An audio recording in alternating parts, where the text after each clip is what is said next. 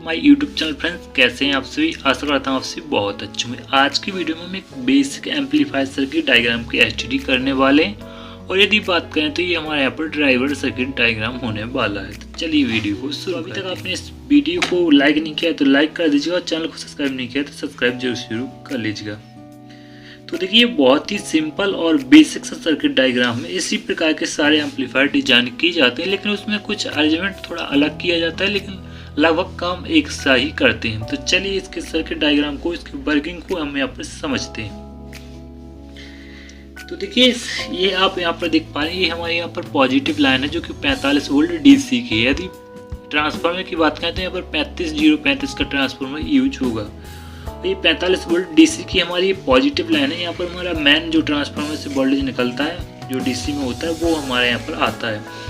उसी प्रकार से आप ये नीचे लाइन देख रहे हैं, ये हमारे यहाँ पर नेगेटिव वोल्टेज की लाइन होती है जो कि 45 वोल्ट नेगेटिव है की लाइन ये हमारी होती है। तो यहाँ पर आप देख पा रहे हैं ये हमारे यहाँ पर पॉजिटिव है, ये नेगेटिव है। तो हमें जो आउटपुट मिलता है वो पॉजिटिव और नेगेटिव फॉर्म में एसी फॉर्म में देखने को मिलता है। यानी जो आउटपुट देखने को मिलता है वो हमें यहाँ पर साइन वेव में देखने को मिलता है, ना कि स्क्वायर वेव में।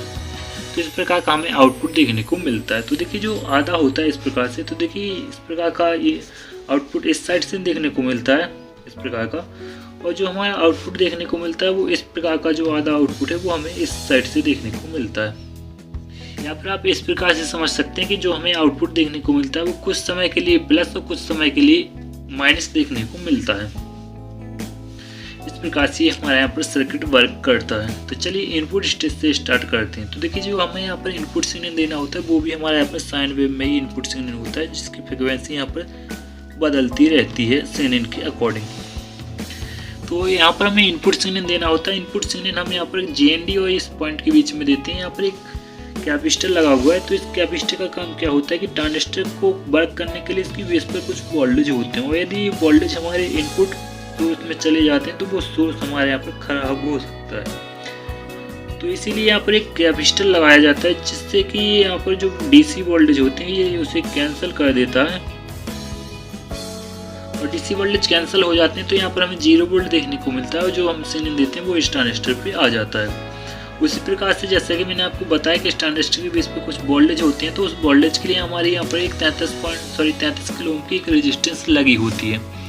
इस रेजिस्टेंस का काम ये होता है कि ये रेजिस्टेंस इस ट्रांजिस्टर को कंडक्ट कराती है, यानी वर्किंग मोड में लाती है, या फिर आप ये बोल सकते हैं इस ट्रांजिस्टर को ऑन रखता है ये रेजिस्टेंस।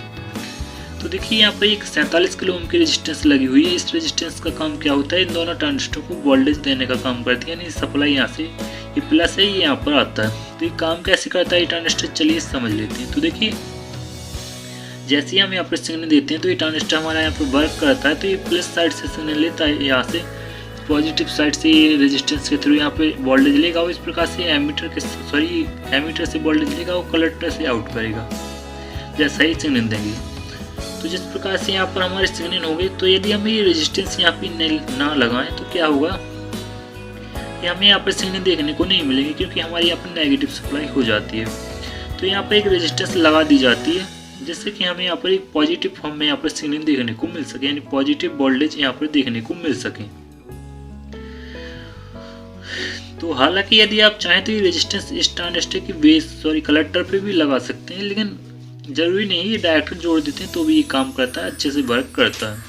तो जो भी हम यहाँ पर इनपुट सिग्नल देते हैं वो इस प्रकार से इस ट्रांजिस्टर से होते हुए इस ट्रांजिस्टर में जाता है। ये ट्रांजिस्टर आप देख पा रहे हैं PNP ट्रांजिस्टर नहीं, ये एक NPN ट्रांजिस्टर है जो कि नेगेटिव साइड लगा हुआ है। इसका एमीटर डायरेक्टली हमारी नेगेटिव सप्लाई के साथ कनेक्ट है, और इसका कलेक्टर जो है उस पर एक 3 हमारे यहाँ पर डाइकोड लगे हैं, जिस डाइकोडों का नंबर यहाँ पर 4007 है। ये तीनों डाइकोड सेमी वैल्यू के हैं। तो आपने देखा होगा कि जो डाइकोड होता है उसमें एक सिल्वर कलर की पट्टी होती है, तो ये आप यहाँ पर रंगीच देख रहे हैं, ये वही सिल्वर कलर की पट्टी को दर्शाती है। तो इस प्रकार से हमारे यहाँ पर वाइसिंग का अरेंजमेंट किया गया है। तो यहाँ पर आपको वाइसिंग वोल्टेज जो देखने को मिलेगा वो यहाँ पर 1 वोल्ट वाइसिंग वोल्टेज देखने को मिलेगा। 1 वोल्ट वोल्टेज देखने को मिलेगा नेगेटिव में यहाँ पर, और पॉजिटिव में आपको यहाँ पर 1 वोल्ट वाइसिंग वोल्टेज देखने को मिलेगा। यहाँ पर 1 वोल्ट, यहाँ पर 1 वोल्ट, क्योंकि यहाँ पर 3 डाइकोड लगाए गए हैं। यदि दो डाइकोड हम यहाँ पर लगाते हैं तो हमें करीब 0.7 वोल्ट देखने को मिलता है, इसी प्रकार से हमारी यहाँ पर एक 10 किलो ओम की रेजिस्टेंस पॉजिटिव सप्लाई के साथ कनेक्ट है, क्योंकि हमें यहाँ पर पॉजिटिव और नेगेटिव दोनों फॉर्म में बायसिंग वोल्टेज की रिक्वायरमेंट होती है। इसके बाद हमारे यहाँ पर ये ट्रांजिस्टर लगे हैं जिसे हम ड्राइवर ट्रांजिस्टर बोलते हैं। ये ड्राइवर ट्रांजिस्टर है, ये 5200 है, ये 1943 है। तो देखिए यहाँ पर आप देख पा रहे हैं इनके कलेक्टर हैं वो नेगेटिव सप्लाई के साथ कनेक्ट हो, इस ट्रांजिस्टर का कलेक्टर पॉजिटिव सप्लाई के साथ कनेक्ट हो। इसके एमीटर पे एक रेजिस्टेंस लगी है। तो देखिए ये रेजिस्टेंस हमारी यहाँ पर फीडबैक वाली पॉइंटों के साथ कनेक्ट नहीं है। ये रेजिस्टेंस यहाँ पर एक ही रेजिस्टेंस है जो कि दोनों ट्रांजिस्टर के एमीटर के साथ कनेक्ट है। ये रेजिस्टेंस की वैल्यू 220 ओम है। ये रेजिस्टेंस हमारी यहाँ पर 1 वाट की होगी।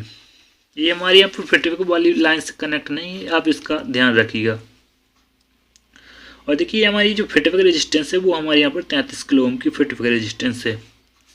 और फीडबैक रेजिस्टेंस पे जो नेटवर्क लगता है वो 220 माइक्रोफैड है। यहाँ पर 220 माइक्रोफैड का ये कैपेसिटर है और 220 ओम की रेजिस्टेंस है। और इस प्रकार से ये फीडबैक कैसे काम करता है, तो देखिए ये फीडबैक है, जैसे यहाँ पर सिग्नल आता है तो ये माइनस से वोल्टेज लेता है, यानी माइनस इस प्रकार से आता है, इसके एमीटर के थ्रू यहाँ पर आता है, तो यहाँ पर वोल्टेज को ड्रॉप करता है, तो ये हमारे यहाँ पर सिग्नल ऑटोमेटिकली यहाँ पर कम हो जाता है, हमारे यहाँ पर साउंड कम आने लगता है। तो ये फीडबैक के इसी प्रकार से हमारे यहाँ पर फीडबैक कंट्रोल करता है। तो आशा करता हूँ आपको वीडियो पसंद आया होगा, तो इस वीडियो को लाइक कर दीजिए, चैनल को सब्सक्राइब जरूर कर लीजिएगा, और किसी भी प्रकार का कोई डाउट हो तो कमेंट बॉक्स में बताना ना भूलें। तो इस सर्किट की एसटीडी कंप्लीट होती है। आप इससे चाहें तो 100 वाट का भी अरेंजमेंट कर सकते हैं। यदि आप चाहें तो आप इससे 300 या फिर 350 वाट तक की आउटपुट पावर ले सकते हैं। यदि आप इससे 300 वाट तक की आउटपुट लेना चाहते हैं तो आपको करीब 5200 ट्रांजिस्टर की यहाँ पर आपको जो आउटपुट पेयर लगेगी आपकी, वो यहाँ पर 4 पेयर की आउटपुट स्टेज लगेगी। और यदि आप 100 वाट की तो आप 1 पेयर की आउटपुट स्टेज यहाँ पर लगा सकते हैं, या फिर 2 पेयर की भी लगा सकते हैं।